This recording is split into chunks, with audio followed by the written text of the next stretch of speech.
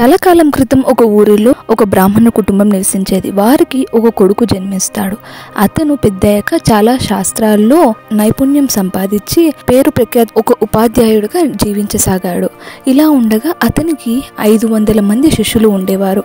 అందులో ఒక శిష్యుడు చాలా మూర్ఖుడు. ఏది అడిగినా కూడా తప్పుగా సమాధానం ఇచ్చేవాడు. అలానే ఎలాంటి సమయంలో ఏం మాట్లాడాలో కూడా అర్థమయ్యేది కాదు. ఆ శిష్యుడు ఆ గురువుకి వ్యక్తిగత సహాయకుడిగా ఉండేవాడు. ఒకరోజు శిష్యుడు ఇంటికి వెళ్తూ ఆ గురువుకి పాదాభివందనాలు చేసుకొని వెళ్తున్నప్పుడు ఆ శిష్యుడితో గురువు ఇలా అంటాడు, తను పడుకునే మంచానికి ఒకవైపు ఎత్తుగా ఉందని, అలా ఒకవైపు ఎత్తు లేదని చెప్పగా ఆ శిష్యుడు దానికి తగ్గ ఒక రాయిని ఏర్పాటు చేయడానికి వెతుకుతుంటాడు. అందులో ఒక రాయి మాత్రమే దొరుకుతుంది, ఇంకో రాయి దొరకదు.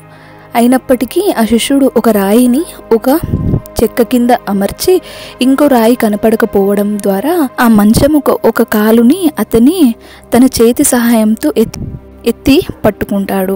దీనిని గమనించని ఆ గురువు అలానే ఆ రాత్రి పడుకుంటాడు.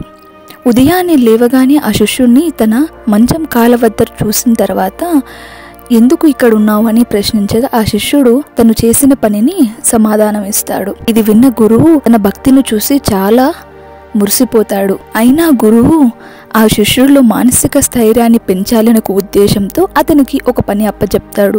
ఆ శిష్యుడితో ఇలా అంటాడు, నువ్వు అడవికి వెళ్ళి కట్టెలు తీసుకుని రావాలి.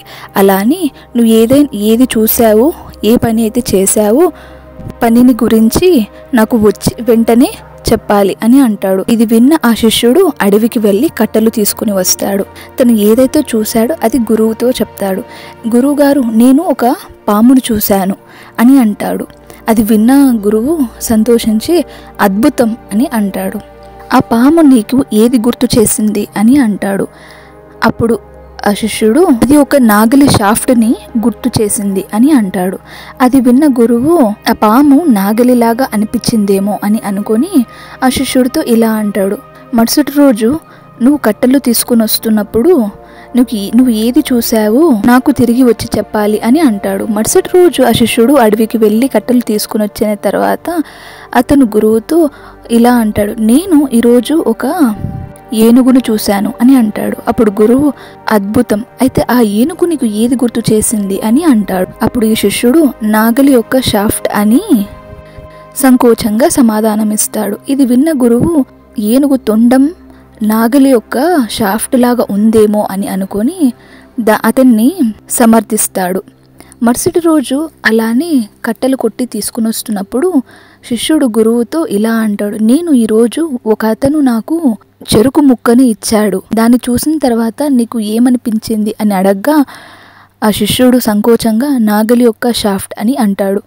ఇది విన్న గురువు పెద్ద చెరుకు కడ అయితే నాగలిలాగా ఉందని అనుకోవచ్చు, కానీ ఒక చిన్న ముక్క ఆ నాగలి యొక్క షాఫ్ట్గా ఎలా ఉంటుంది అని గురువు దిగులుగా కూర్చొని ఇతను చూసిన ప్రతి విషయాన్ని ఒకదానితోనే పోల్చుకుంటున్నాడు. ఇతనికి నేను అభ్యాసం చేయడం అంత మంచిది కాదు అని గురువు అనుకుంటాడు. అతను ఒక విషయాన్ని పూర్తిగా మర్చిపోయాడు అని భావిస్తాడు. అతని తలలో ఒకే ఒక ఆలోచన ఉంది మరియు అతను దానిని ప్రతిదానికి వర్తింపజేయడానికి ప్రయత్నిస్తున్నాడు. అతను మందబుద్ధి మరియు ఎప్పటికీ ఏది నేర్చుకోడు అని అనుకుంటాడు. గురువు చాలా నిరాశ చెందుతాడు. ఈ కథ చెప్తూ బుద్ధుడు ఇలా బోధిస్తున్నాడు, ఈ శిష్యుడు ప్రతి ఒక్క విషయాన్ని తను ఏదైతే ఆలోచిస్తున్నాడో దానికి వర్తింప చేసుకోవడం వల్ల తను ఏది నేర్చుకోలేకపోయాడు. ఇప్పుడైతే అతను ఏదైనా విషయాన్ని దేనితో పోల్చకుండా ఉంటాడో అప్పుడు అతను తన మానసిక స్థైర్యాన్ని పెంపొందించుకొని మంచి బాటలో జీవిస్తాడు అని బుద్ధుడు అంటున్నాడు. ఈ స్టోరీ నచ్చినట్టయితే మీ ఫ్రెండ్స్ అండ్ ఫ్యామిలీకి షేర్ చేయండి. And thank you so much for watching.